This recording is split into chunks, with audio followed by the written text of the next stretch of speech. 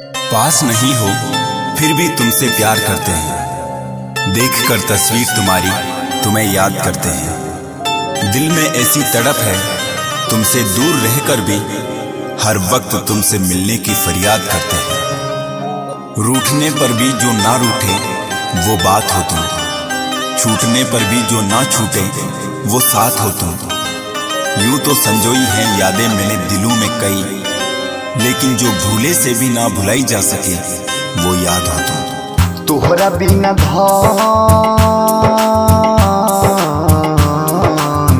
लागे नहीं मन,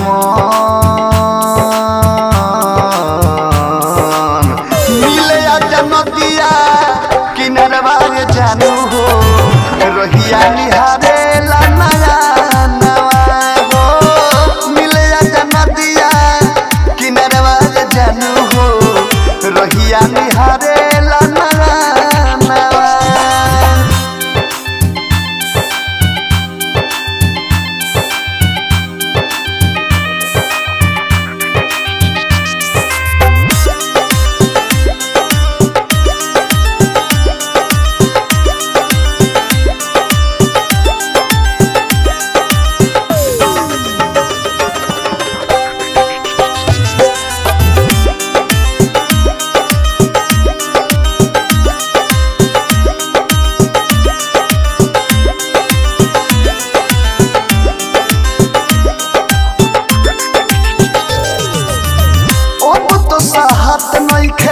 तोहरा से दूरी एक बेर मिलल जानू बावे जरूरी।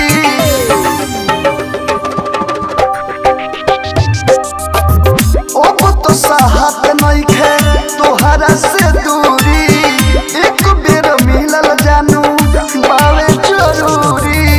पानी बेकरार तू रजनी हमरो असरवाज जानू हो, रहिया निहारो नया नवा हो। मिले नदिया किनारवा जानू हो, रहिया निहारे ला नया नवा।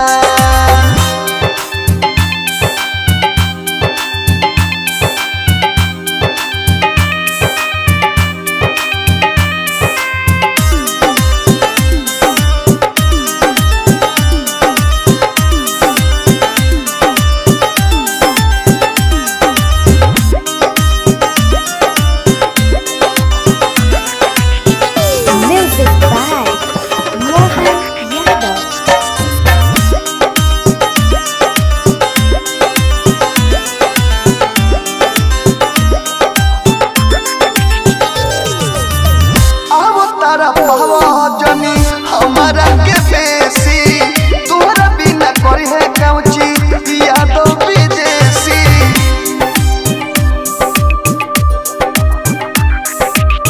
अब तारा पावा जनी हमारा के बेसी तोहरा बिना करी है कौची यादो विदेशी। जजबा